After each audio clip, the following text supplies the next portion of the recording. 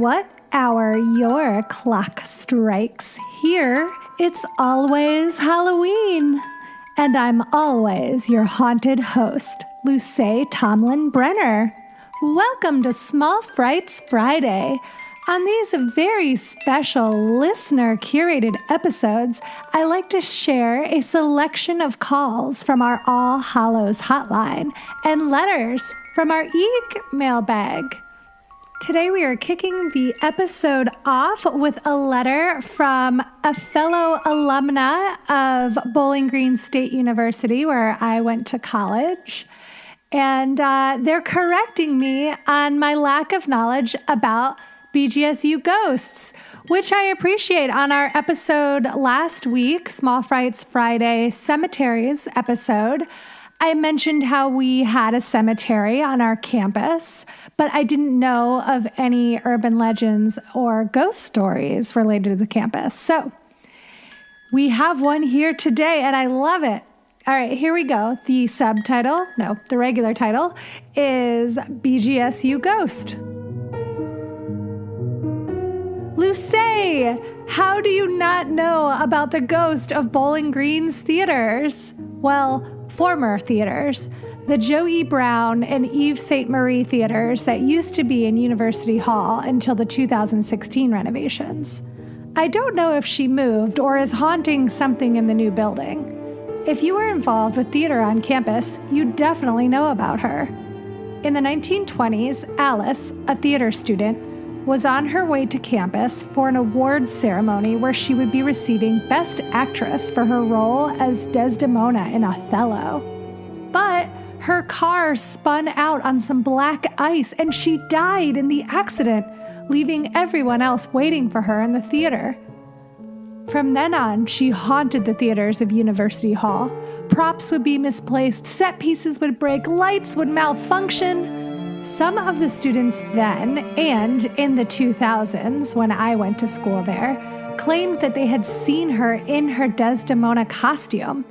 I'm not certain how soon after Alice's death, but a tradition started where no matter the play, the stage manager would take center stage before the audience was let in and formally invite Alice to attend the play. This would prevent anything from going wrong. There was another tradition in which they would always reserve one seat for Alice so that she could watch the play. In case of a sold-out show, a folding chair would be placed for Alice so that she would still have somewhere to sit. If there's no place for her in the audience, she'll try to be on stage, and that can cause problems. When I was there, these traditions were always observed. It would be fun if breaking the traditions meant that you'd get to see a ghost on stage, but alas, all that would happen was random bad luck. There was no exact way to prove that ghosts exist behind the shadow of a doubt. I don't know what's happened to Alice since the theaters were lost in the renovation. Maybe you can contact someone currently involved in campus theater to find out. Thanks, Mary. Mary, thanks so much for this fun and spooky letter. I don't know anything about Alice, and it might shock you and the other listeners to know that I actually was not involved with the theater program at Bowling Green when I was there, although I was also there in the 2000s. So I wonder if we went to school together. How fun would that be? I spent a lot of time in Hannah Hall because I was a women's studies, American culture studies double major. And Hannah Hall is connected to University Hall and was very, very creepy, but I never saw any ghosts. I also was a radio station person, naturally. So that's the other space where I had a lot of time. And the radio station, 88.1 WBGU, was very creepy. But again, I never saw anything. So this was a terrific story. I am going to reach out to some of my friends who were in theater at that time and see about it. You're breaking my heart. I had no idea that there were renovations to the theaters and to University Hall. The last time I was in Bowling Green was 2011, and it was so different then that it felt really heartbreaking. And I can't stand how much everything at my college is changing. Has anyone else been through this? I'm okay with personal change. I have a really hard time with like changes to my hometown or any schools that I went to or stores, anything that's like in my life as like a cherished memory. I want to stay the same out in the world. Physical things changing really bums me out.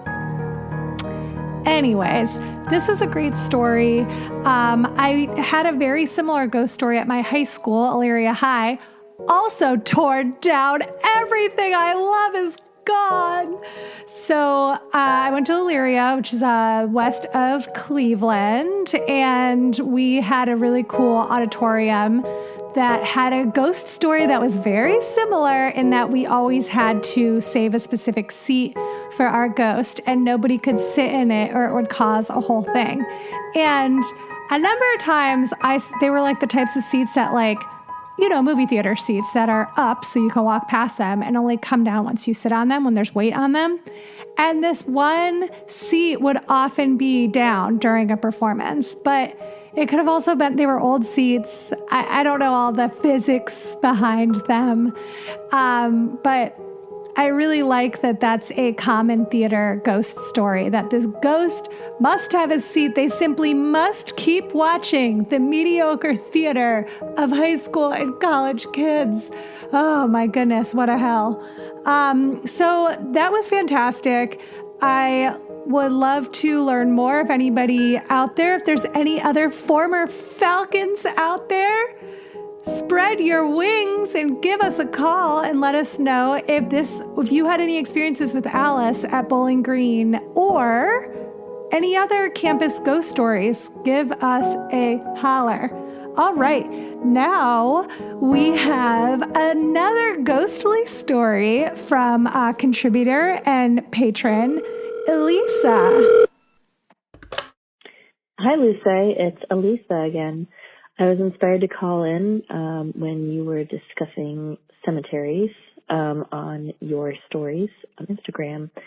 My favorite cemetery I used to live right next door to in Cincinnati, Ohio. It's called the United American Cemetery. And at the time, maybe it's not this way now, but this was about 20 years ago, it was a very untended cemetery. All the graves were on a hill, and the hill was kind of wasting away, so the cemetery had kind of a melted look to it. So the graves at the top of the hill were all intact for the most part, and then the graves on the side and the bottom of the hill were all, you know, in various states of leaning over to the ones at the bottom of the hill, lying almost completely flat, face down on the ground. I used to spend a lot of time there because it was a good place to let my dog run around unleashed to get his sillies out. And one day I found him kind of sniffing around a certain part of the hill, about halfway down it, and found that there was a grave that was actually exposed. The hill had eroded so badly in this area that you could actually see into the grave. And there were 2 shin bones, and the corpse was wearing a very tattered tan suit, but I could only really see inside from the knee down. So that was a fun discovery. I called the city, and they said the cemetery was private, and that the bones were so old, you know, if they were bones, it wasn't like a health hazard or anything. And I kind of lost interest in Karening about this open grave any further and just appreciated it for what it was. But yeah, anyway, love the podcast and keep up the great work. Elisa, my goodness gracious, you saw a corpse. Ew! Wow. I cannot believe it. I don't even know what I would have done in your situation. What an interesting experience. So, thank you for telling us about it. I looked up the United American Cemetery in Cincinnati and learned a little bit about it, which I think you'll all find Fascinating. So, the United American Cemetery is a historic African American burial ground. It was founded in 1883, but it includes many graves that had been moved from an earlier cemetery in Avondale. So, the earliest legible tombstone is from 1832. So as you stated, Elisa, it was in disrepair. It was originally founded by the United Colored American Association in the 1800s, but by 1968, that cemetery association no longer existed, and for decades it had been gone completely, totally neglected. So in the late 60s, the ownership of it was transferred to the Union Baptist Church, which if you go to union-baptist.net, you can read all about it, basically where I'm getting my information from now. I will put that link in the show notes so you can check it out for yourself.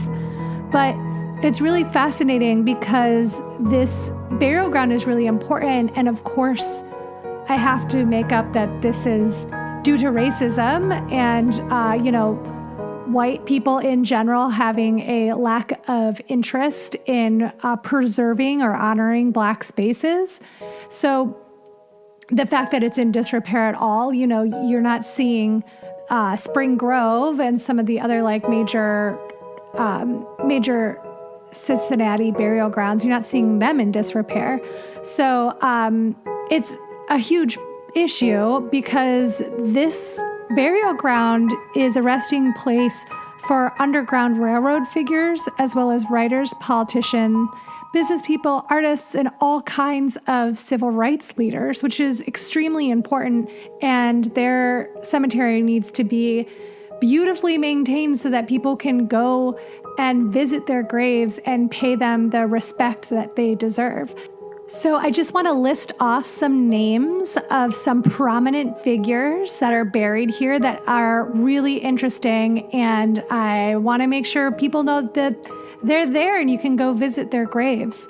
So William H. Beckley, who was a Underground Railroad conductor, John Isholm Gaines, who was an abolitionist, Priscilla Jane Thompson, who was a poet, Frank A.B. Hall, the first African-American elected to city council in Cincinnati. That's amazing. This was in the late 1800s, early 1900s.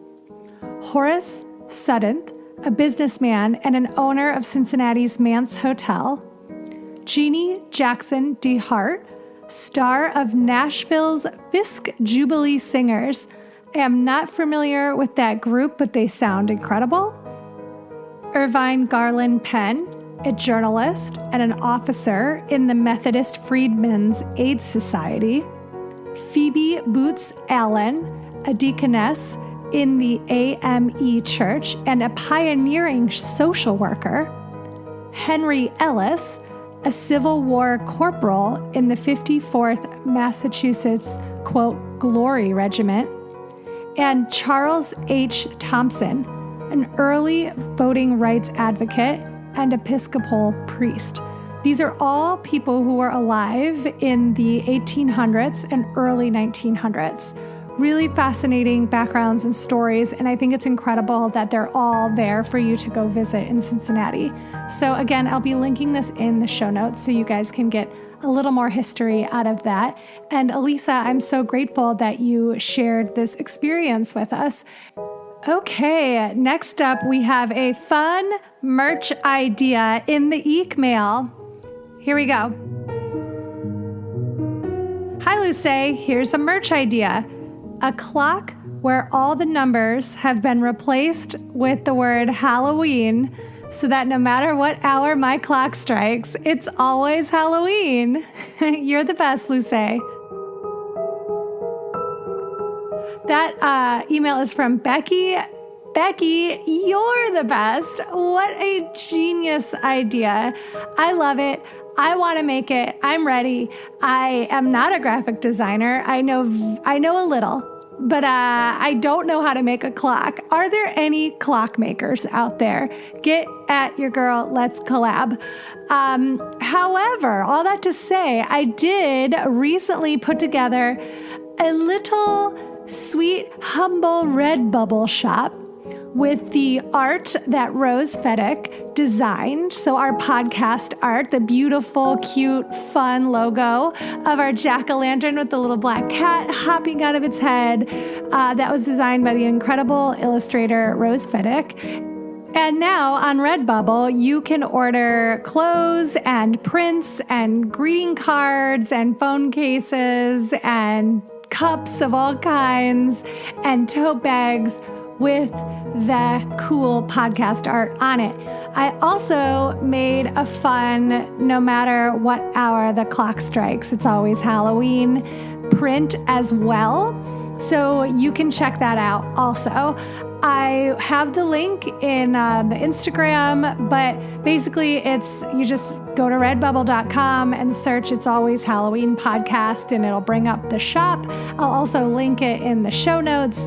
So come get yourself some gear. At this point, it's too late to order it for Christmas, but it's not too late for New Year's presents or birthday presents, or to use your Christmas money and get yourself something cute.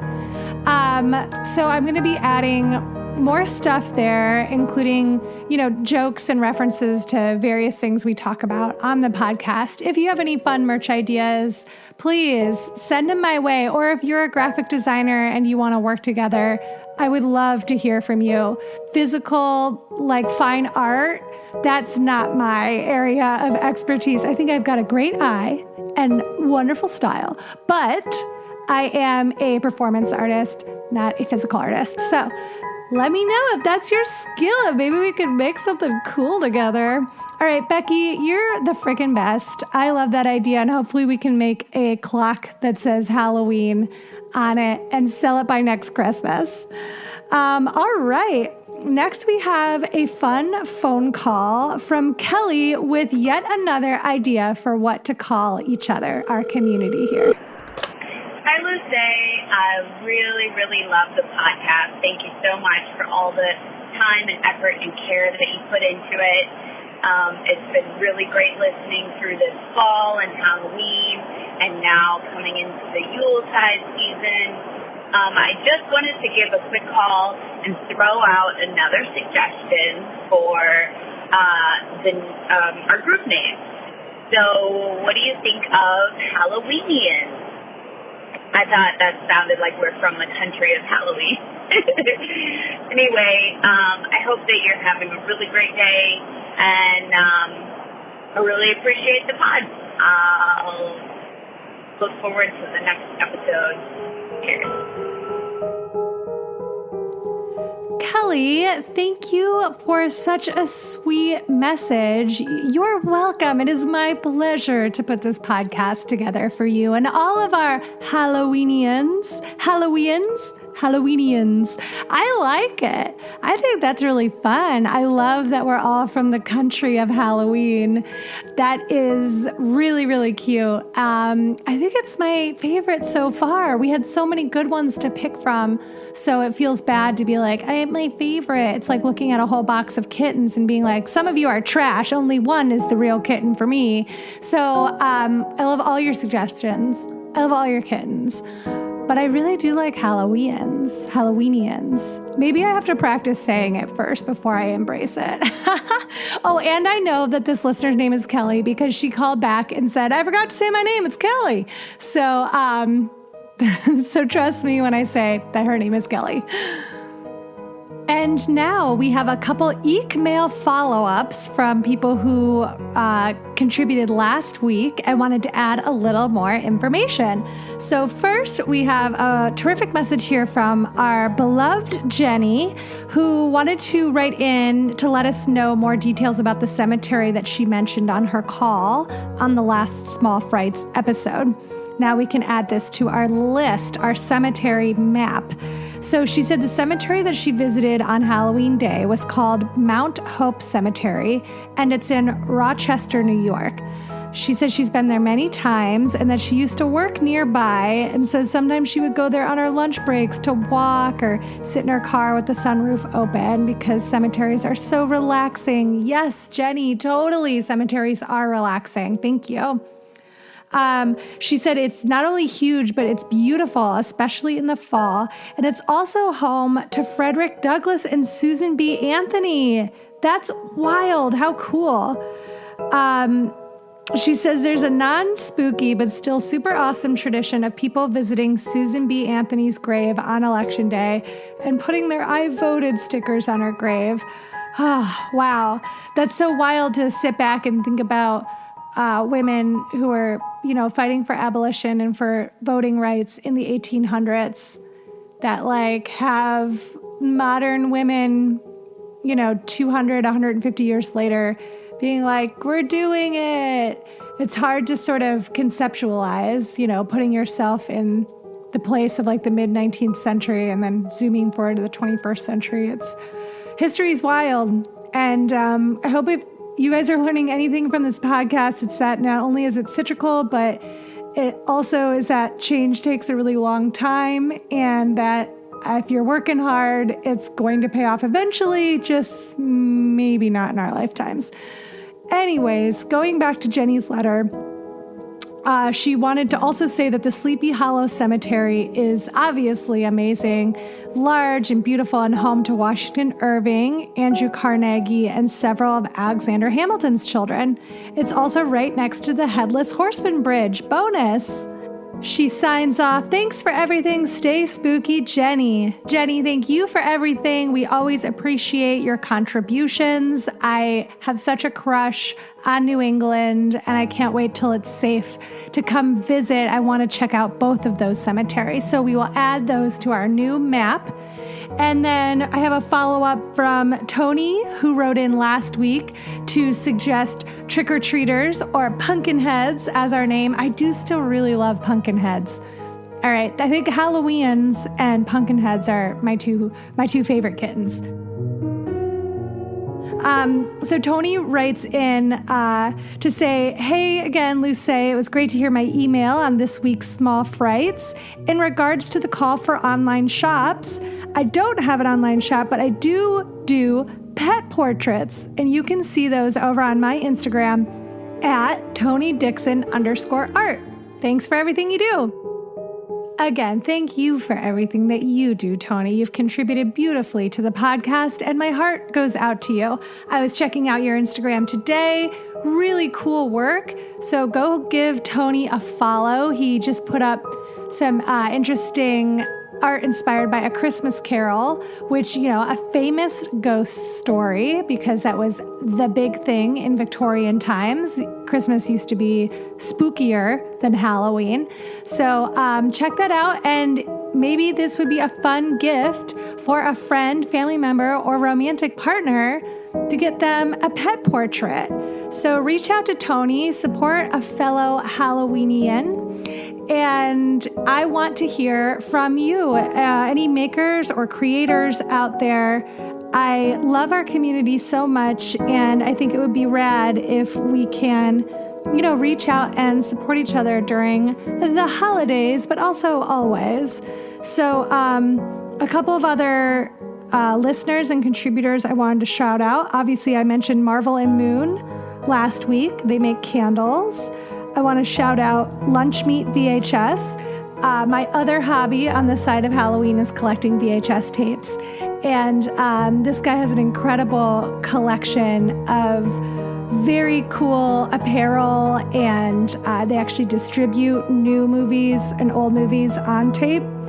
And he also has a really cool blog and zine all dedicated to VHS culture. So if you're into that kind of thing, check his Instagram out at LunchMeatVHS. Check out at Neon Altar. Susie May curates this really incredible queer witch metaphysical shop. I think you'll like that a lot. Check out at Halloween Huns. Jen and Nick are really incredible artists who are huge spooky fans. They've both called in and contributed to the podcast, and they make really cool arts and crafts that I think you'd also get a kick out of. Also, Isabel O'Hare is a writer and poet and editor, and they just put together an incredible anthology of erasure poetry that's now available at Barnes & Noble. How cool is that? So check that book out. It's good for the spooky feminist in your life. I mean, all feminists are kind of spooky, right? Isn't that our thing? I also want to recommend This Will Scare You podcast, another podcast that is very fun. It's interview-based, and it's all about urban legends and ghost stories, and I know y'all would like it. They have a really fun shop as well with a really cute t-shirt that says "Be Kind to Cryptids," and another one that says Fraidy Cat Club, and I know that there's some of you out there that love spooky stuff but are also easily scared. And then another podcast I want to recommend called A Touch from the Past podcast, which is all historic ghost stories and really fascinating deep dive podcast as well that you guys would really dig. So those are some listeners and contributors to It's Always Halloween who are out there making really cool stuff, creating really awesome projects, and I want y'all to go out and check them out and see if you connect and if there's something good for you there, and then we can all come together in our talents as we try to bust through the heavy chains of capitalism and work for ourselves. Oh, did that just get too scary? I think it did. Okay, you guys, listen up. Do you have something that you want to share with us? Give us a call at 802-532-DEAD. Or write us an EEEEKmail at itsalwayshalloweenpodcast@gmail.com. If there's something specific you want to learn, or you have a memory or an idea, shout it out there. We want to hear it. You can also reach out on our Instagram page at It's Always Halloween Podcast. You can also find us on Patreon, patreon.com/itsalwayshalloween. I want to welcome our two newest patron members, Laura Blackheart and Jacqueline Chicos. Is one of those last name pronunciations correct? I am sorry if it's wrong. I appreciate you. I value you. I honor you. I will happily pronounce it correctly next time if you send me a correction. So Laura and Jacqueline, welcome. I want to thank all of our patrons for your role in creating this podcast. Right now, you're helping me produce 2 of these Small Frights episodes a month, which is huge. My first Patreon goal is to just cover the cost to produce it. It costs $500 a month, and you have all gotten us 13% of the way there. Lucky 13! Thank you so much. If you, listener, love It's Always Halloween, please subscribe. Your support means more time for me to create more material for you. Again, check us out at patreon.com/itsalwayshalloween. Today's episode was researched, written, and performed by me, Luce Tomlin-Brenner, with all the contributions of our lovely writers and callers. The editing, theme music, and sound design is by Pete Burns. Thanks, Pete. You can follow me on Instagram and Twitter at LTBcomedy and Pete at Mittenberries. Pete just released a new single and will be releasing his first album soon, so you definitely must check out his socials to listen to his beautifully haunting music. You can subscribe to It's Always Halloween anywhere you find podcasts, but we are extra tickled to be featured on the NPR One app. If you use Apple, please subscribe and write us a little review there so that other like-minded ghouls can find us. It helps us out so much. Your word of mouth is what's helping us thrive. So thank you. Don't stop telling everybody how much you love us. Thank you again for listening to It's Always Halloween, and come back next time unless you see a corpse and you have to make a lot of calls and you run into a ton of red tape. That's rough.